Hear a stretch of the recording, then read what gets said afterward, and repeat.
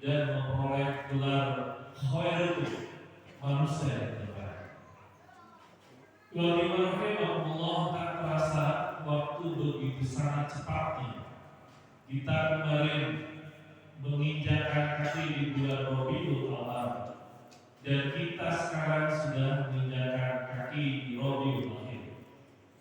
Hingar-bingar perayaan Maulid Nabi di berbagai sudut yang ada di sekitar kita itu sudah dilakukan, mungkin bahkan masih ada yang melakukan spirit Maulid Nabi. Apa yang harus dilakukan pasca hingar-bingar seremoni perayaan Maulid Nabi? Yang pertama tentu adalah bagaimana menguatkan semakin cinta pada Nabi. Dan yang kedua, bagaimana membuktikan cinta sejati pada Rasul.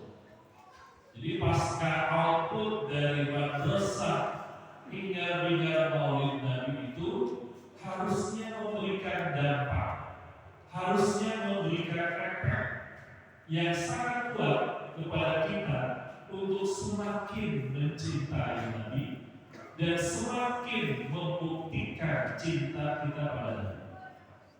Kalau Imam Jauzi bahwa cinta itu paling tidak memiliki dua hal. Yang pertama adalah cinta itu al-ulu wa duhur. Cinta kepada Rasul harus tinggi, ditempatkan di atas cinta-cinta yang lainnya. Yang kedua, cinta pada Rasul itu harus ad-duhur, nampak, terlihat dan terbukti dari apa yang dibuat oleh Bukhari Al-Zawzi adalah al-lujur was-sudur.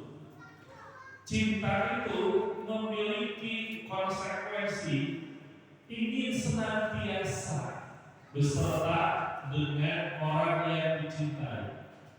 Maka pasca hingar-bingar Maulid Nabi harus ada dua hal.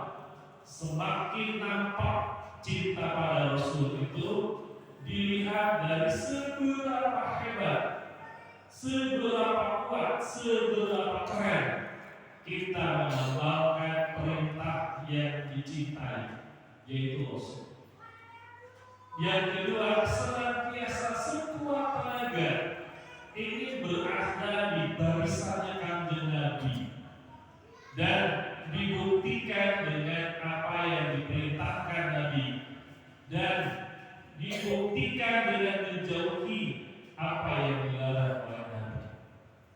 Maka kalau kemudian pasca hingar-bingar Maulid Nabi ternyata cinta kita adalah cinta gombal kepada atau cinta palsu pada Rasulullah, apa makna dari hingar-bingar itu? Sebab jauh yang lebih penting bukan peringatan, tetapi yang paling penting adalah pembuktian cintanya. Cinta itu ada cinta sejati, ada cinta palsu atau cinta gombal. Cinta sejati itu antara hati, kaulannya, pikiran, perbuatannya paralel terbukti.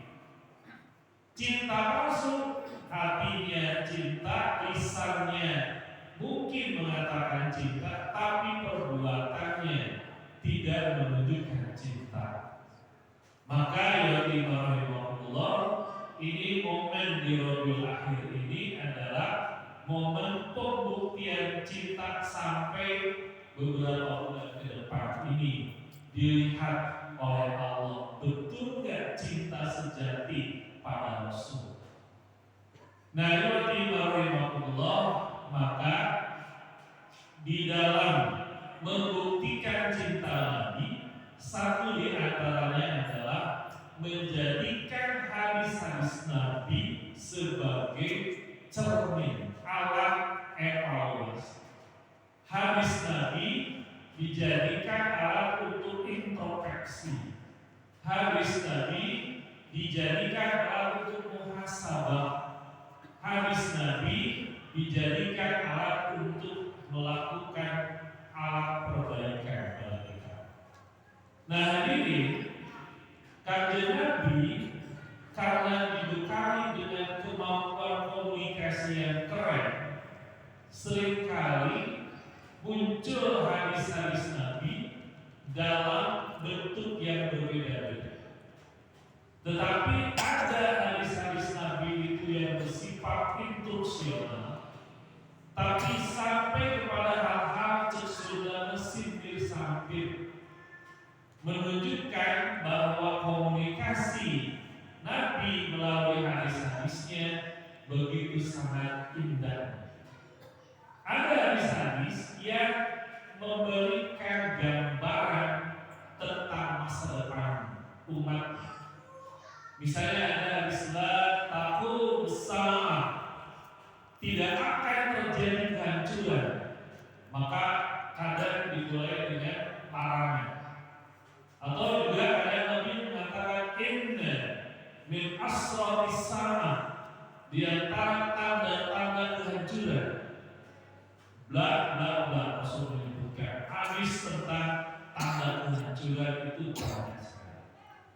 Lalu kadang juga mengeluarkan hadis dengan mulai agak halus, ya'ti ala nasi zaman, akan datang suatu zaman menimpa orang-orang. Tetapi juga ada hadis yang menunjukkan semakin dan sangat cintanya Rasul pada umatnya, yaitu dalam redaksi yang agak halus. Dalam hadis yang diriwayatkan oleh Imam An-Nasa'i, yaitu ahsya khasyitu ala ummati, ahsya khasyitu ala ummati, aku khawatir, aku takut ala ummati, menimpa pada umatku. Bapak-bapak, ibu-ibu, ibu-ibu rahimahullah, kata khawatir biasanya juga menimpa kita.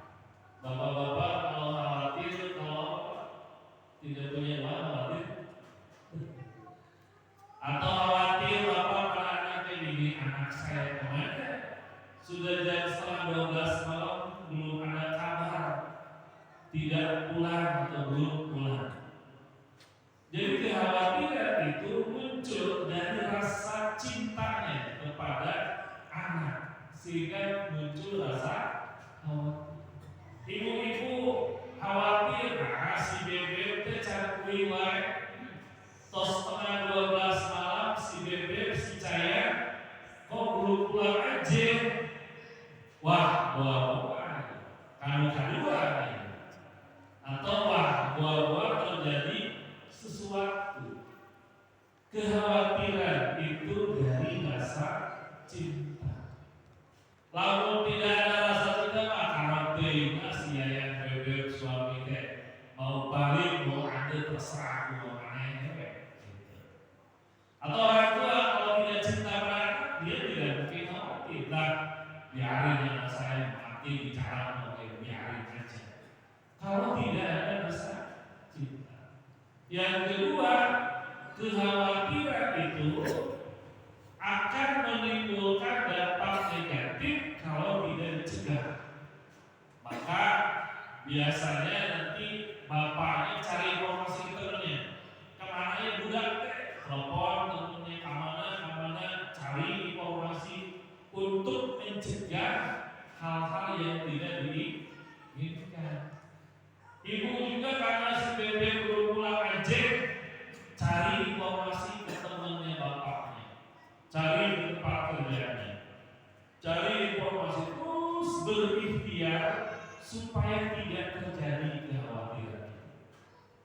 Tapi kalau tidak cinta, biarinlah, kayak lebaran gitu kan.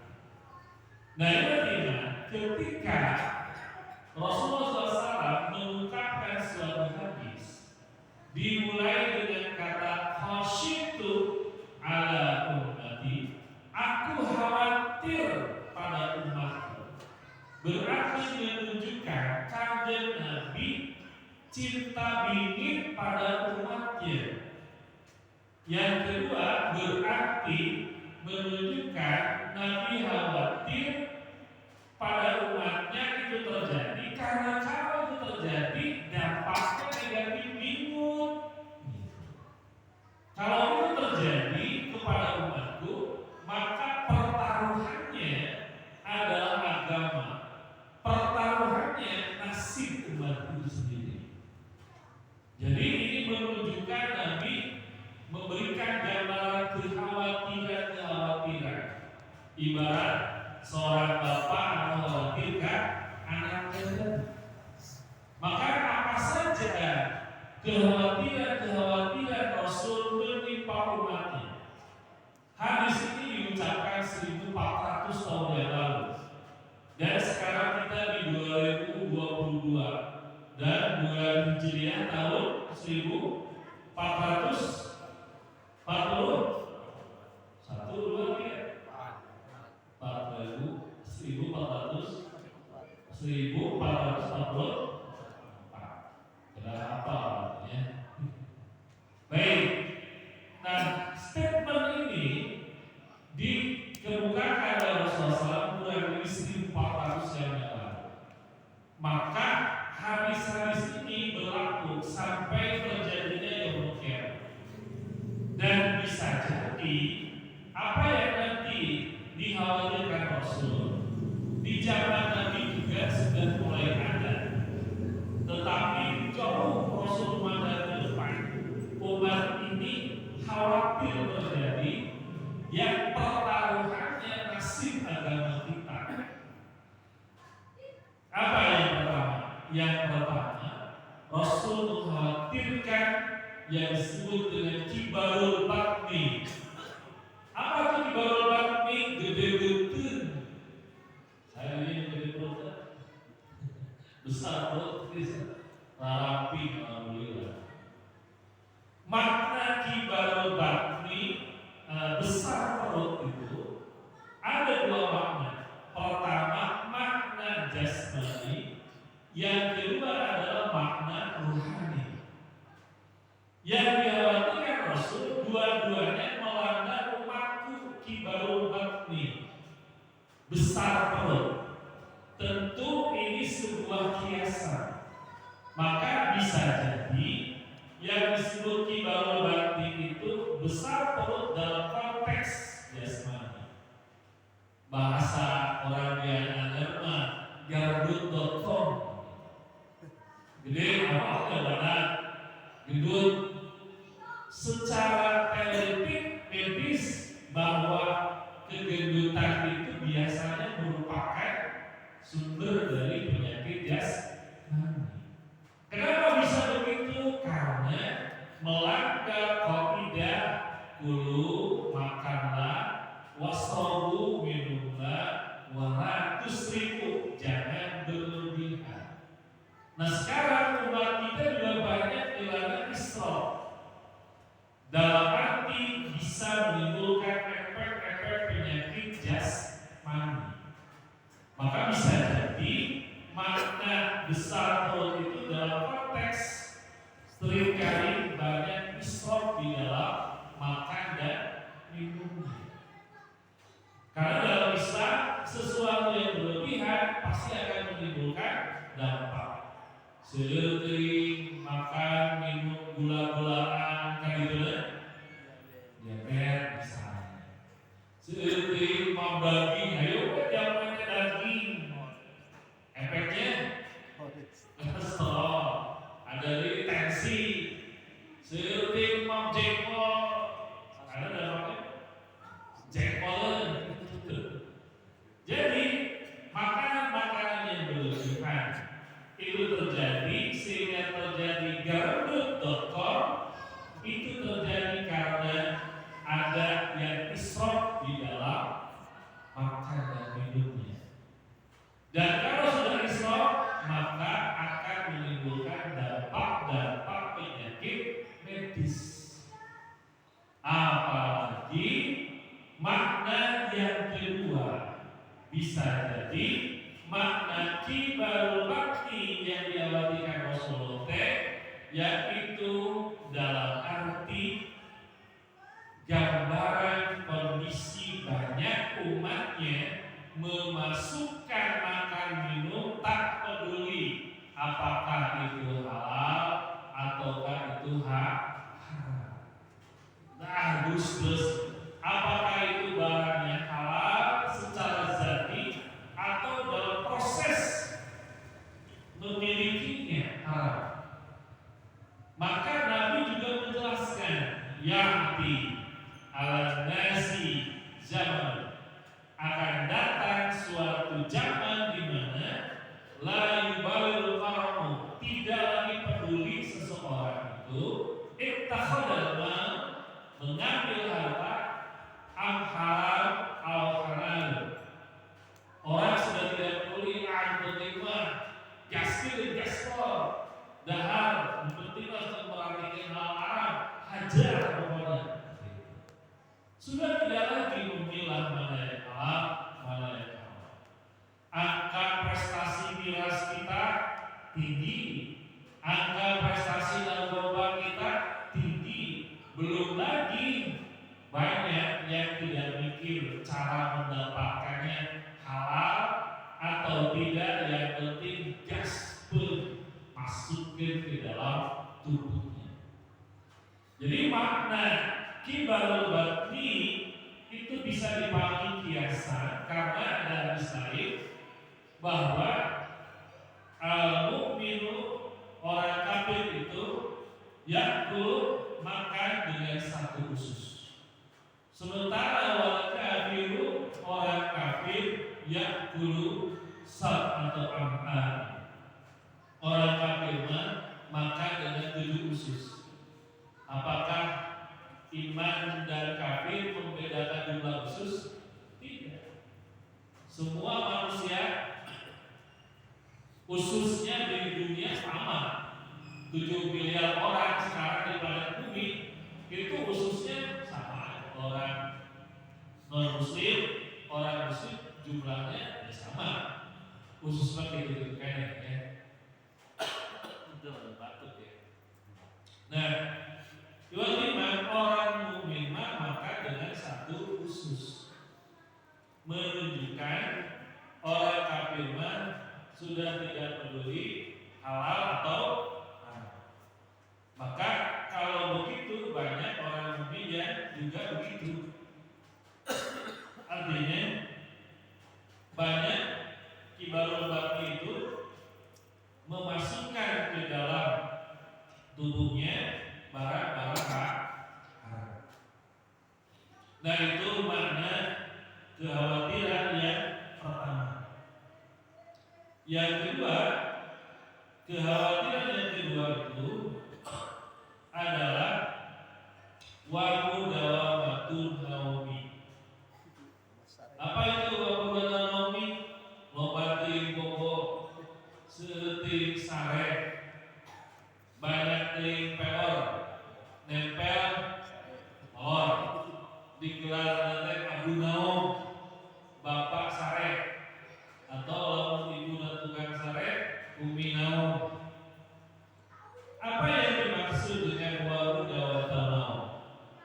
Yang pertama, bahwa terlalu banyak tidur secara medis itu bisa menimbulkan aneka macam penyakit itu secara medis. Jadi Rasul khawatir lalu umatku banyak dilanda obat sare seperti bohong, maka efek negatifnya terhadap jasmani kita juga banyak. Karena menurut medis kedokteran, terlalu banyak tidur itu akan menimbulkan efek-efek negatif. Yang kedua, yaitu adalah yang dikhawatirkan Rasul, tidur-tidur yang bisa menghalangi dalam kita beribadah. Jadi yang dikhawatirkan Rasul, kalau umatku ini sesederhana bobo, boci, ya banyak tidur yang menghambat ibadah, itu yang menjadi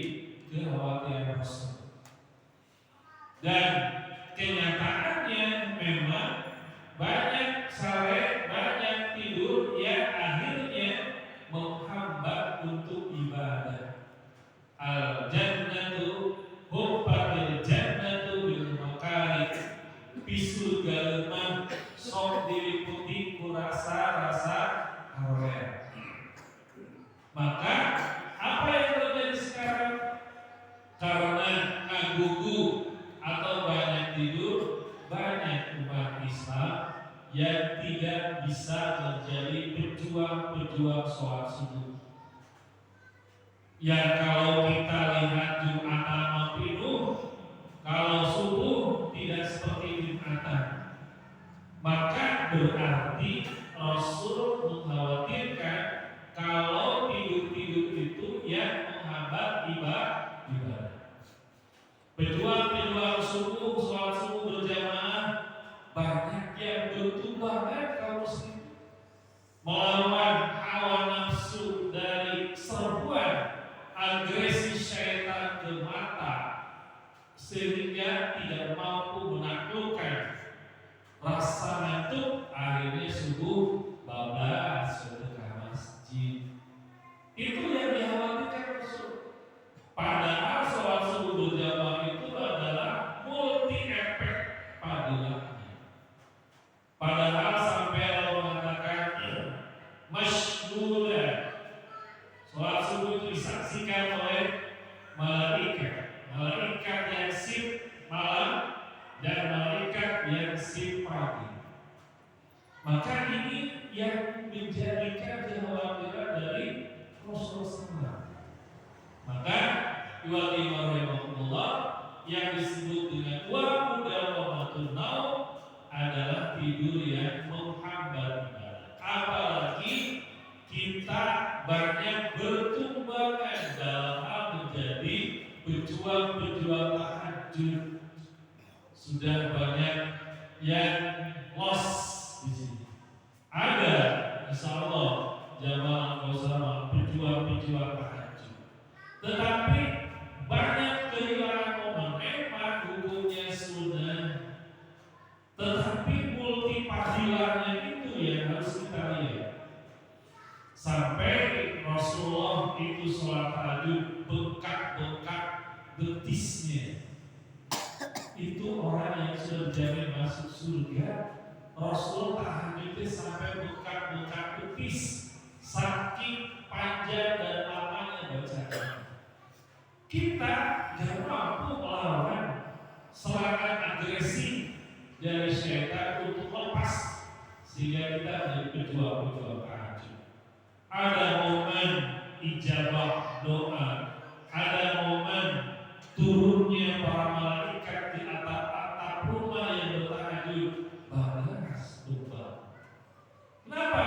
Waktu dawamatul naum, agresi pasukan setan ke berbagai penjuru tubuh, sehingga menyebabkan kita tidak mampu untuk bergerak melakukan tahajud, momen yang terbaik.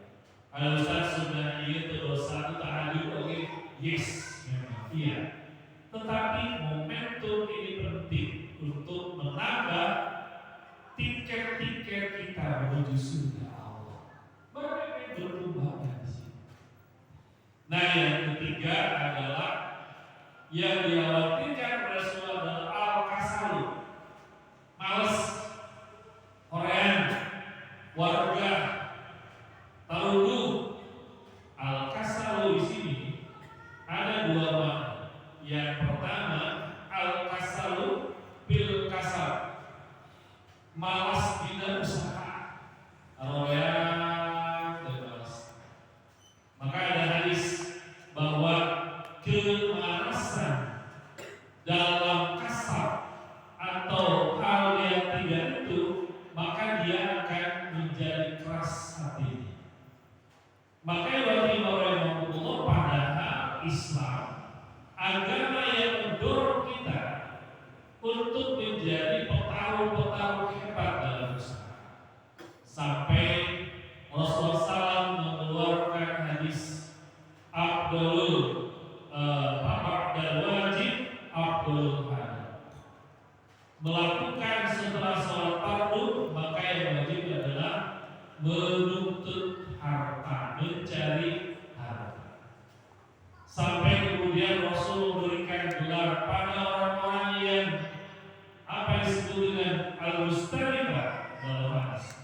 Maka orang-orang yang bekerja dengan sangat terampil bekerja dengan sangat hebat, sangat kreatif, sangat inovatif, sampai Rasul memberikan reward kalau mujahid fisabilillah, seperti orang-orang yang berjihad di jalan Allah. Sampai kemudian ada hadis bahwa dengan kita bekerja keras, bagian dari apa yang disebut dengan diampuni oleh Allah. Ada hadis juga sampai Allah melihat seseorang yang terlelap tidur, lelah letih setelah ibadah karena dia bekerja keras, maka Allah melihat dan memandangnya. Sampai ada hadis bahwa ada dosa-dosa yang tidak tercover pembersihannya melalui sholat, melalui haji, melalui saum, tapi bisa di-cover dengan bekerja keras. Ikhwati iman rahimahullah, luar biasa hadis-hadis Rasulullah yang memberikan reward terhadap para mereka yang pejuang-pejuang kasar. Maka ikhwati iman rahimahullah, yang kedua, al-kasar fil ibadah yang dilakukan oleh Rasulullah. Yang kedua, makna al-kasar itu adalah malas di dalam beribadah, sehingga kita bisa menyaksikan katanya cinta Rasul ketika Rasul mengatakan thalabul ilmi faridatun ala kulli muslim wal muslimat. Tidak mau haji, tidak mau menghadiri majelis taklim, katanya cinta pada Nabi. Tapi bila Nabi mengatakan thalabul ilmi faridah, tidak mau melangkahkan kaki ke majelis, pada jaraknya hanya 1 meter dari masjid kita, hanya 5 meter dari masjid kita. Tapi giliran melakukan hal-hal di luar itu, jajan, buat aramah, makararuah, jajan. Tapi ketika Nabi mengatakan katanya cinta Nabi mengatakan matawahaban min kitabillah, siapa yang baca Quran dengan aneka puluh panggilannya, Nabi mengatakan siksa maca Quran. Tapi dalam kenyataannya itu cinta Nabinya dipertanyakan. Karena yang harusnya kita mengikuti perintah yang kita cintai, yaitu kanjeng Nabi Muhammad SAW. Jadi al-kasal ibadah ini, pengundulan karena ibadah ini, khawatir Rasul kalau umatnya gesalawayan ibadah, bagaimana nasib ijab, gengsi dan kehebatan umat Islam. Terus malahoy karena hal-hal ibadah, terus malahoy karena tadarusnya, terus malahoy impak sholawatnya. Tinggal menunggu kehancuran Islam. Dan yang keempat, ia dikhawatirkan oleh Rasulullah. Ini yang menjadi poin utama.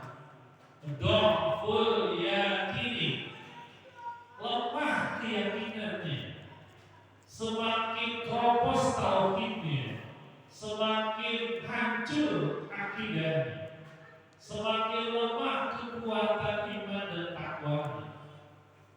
Iman, makna dhaful yakin ini bisa dilihat dalam bentuk yang ringan sampai dalam bentuk minal murtadin, kelompok orang-orang yang murtad.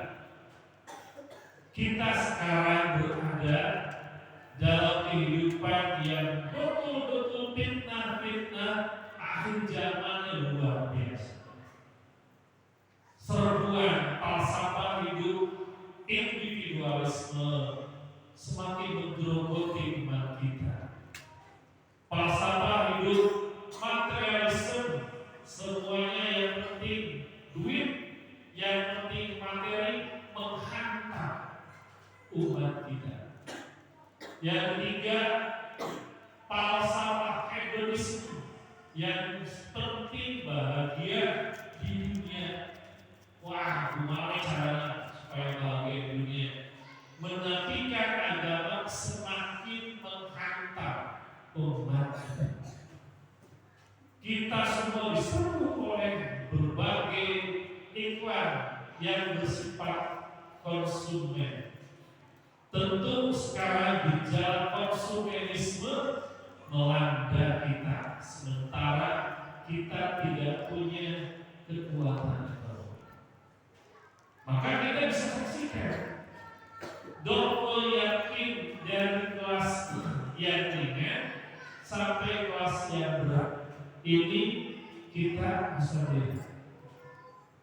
Dalam kasat mata semakin ngerinya angka pembunuhan yang melanda umat kita. Seorang ayah membunuh anaknya, seorang suami membunuh istri dan anaknya. Itu menyeruak semakin hebat melanda bangsa. Yang paling mengerikan adalah tren jumlah umat Islam semakin hari semakin ngedrop turun. Dulu kita di kisaran 95 tahun 80-an, lalu 90